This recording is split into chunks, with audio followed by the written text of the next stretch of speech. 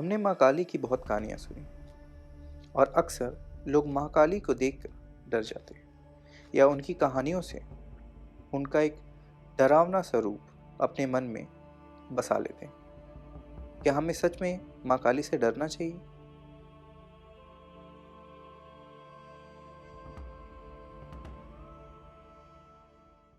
नमस्कार दोस्तों, मेरा नाम शुभम है और मैं एक स्टोरी टेलर हूँ। और आज मैं आप सब से माँ काली के उस रूप के बारे में बात करूँगा जो शांत और ममता से भरी हुई है। माँ काली माँ पार्वती का वो रूप है जिसे खुद त्रिदेवों ने मिलकर मैनिफेस्ट किया था, जिससे माँ काली संसार में बैलेंस ला सके।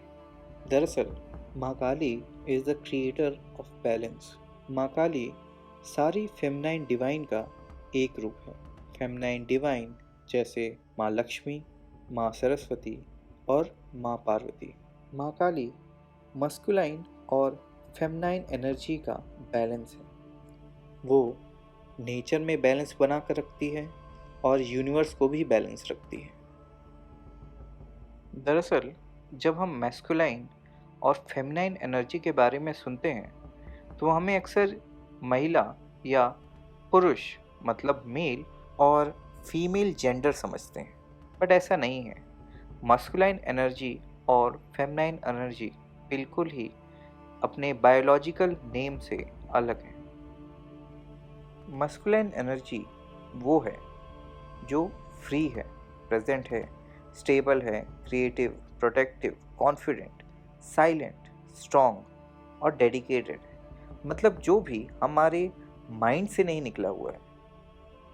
डिवाइन फेमिनिन एनर्जी वो है जो नर्चरिंग है, जॉयस है, लविंग है, मेलोडियस है, ब्यूटीफुल है, डिवोटेड है, something which is pure and from heart. और माँ काली बैलेंस है, मस्कुलाइन एनर्जी और फेमिनाइन एनर्जी के बीच का। जो भी व्यक्ति इन दोनों के बैलेंस को समझ लेता है वो माँ काली को समझ लेता है। एक बार जब आप अपनी मैस्कुलाइन एनर्जी और फेमिनाइन एनर्जी को बैलेंस कर लेते हैं, आप एक नथिंगनेस के स्टेट में चले जाते हैं और वो नथिंगनेस आपको वननेस से जोड़ता है। और वो और कोई नहीं, स्वयं माँ काली, मदर ऑफ ऑल। नथिंगनेस एक ऐसा स्टेट है जहाँ आपके अंदर की मस्कुलाइन एनर्जी आपके फेमिनाइन एनर्जी के बैलेंस में रहती है। और जब भी कोई ऐसा व्यक्ति जो बैलेंस हो, जब माँ काली को पुकारता है तो माँ काली उसके पास ज़रूर जाती है।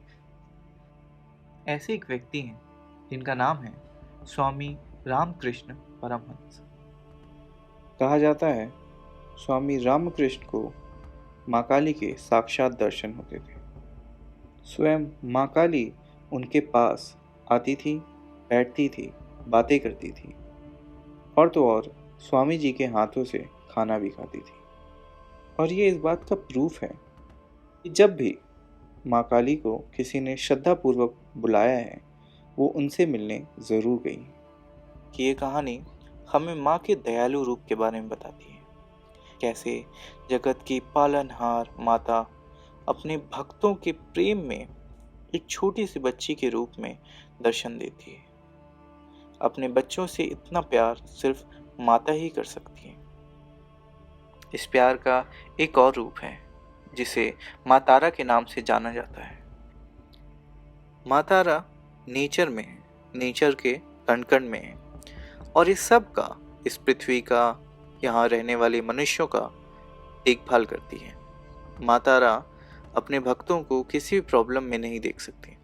माँ तारा दरअसल माँ काली का ही रूप है जो सिर्फ हिंदुइज्म में नहीं बल्कि बुद्धिज्म में भी पाया जाता है।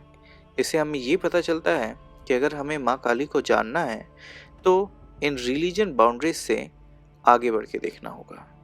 उन्हें नेचर में ढूंढना होगा, उन्हें हम सब में ढूंढना होगा, हमारे अंदर ढूंढना होगा। हम सब में मस्कुलाइन और फेमिनाइन एनर्जी होती है, हम बस इन्हें बैलेंस नहीं कर पाते। और जब हम इसे बैलेंस कर लेंगे तो हम स्वयं माँ काली को देख लेंगे, माँ काली को जान लेंगे। अब ये फोटो देखिए, ये माँ काली की सबसे नोन फोटो है। अक्सर लोग इसे देखकर डर जाते हैं या उन्हें लगता है कि माँ काली भगवान शिव के ऊपर खड़ी हैं, लेकिन ऐसा बिल्कुल भी नहीं है। मैं आप लोग को बताना चाहता हूँ, ये बहुत ही मिसअंडरस्टूड फोटो है और इसके पीछे एक बहुत ही इंटरेस्टिंग स्टोरी है। इस कहानी में माँ काली का गुस्सा शांत करने के लिए महादेव शिव रास्ते में लेट गए। जब माँ काली ने उन पर पैर रखा तो उन्हें रियलाइज़ हुआ कि उन्होंने किस पर पैर रखा है, और तब एम्बैरेसमेंट में उन्होंने अपनी जीभ यानी टंग बाहर निकाल ली। इस कहानी में ना तो माँ काली भगवान शिव का डिसरिस्पेक्ट कर रही है और ना ही उनसे लड़ाई कर रही है। ये तो भगवान की लीला थी जो माँ काली को उनके पार्वती रूप के बारे में याद दिलाने के लिए था। माँ काली बहुत प्यारी है और बहुत खूबसूरत है, और मुझे नहीं लगता कि हमें माँ काली से डरना चाहिए। हमें उनके प्रेम को महसूस करना चाहिए, उनको जानना चाहिए, उनको समझना चाहिए।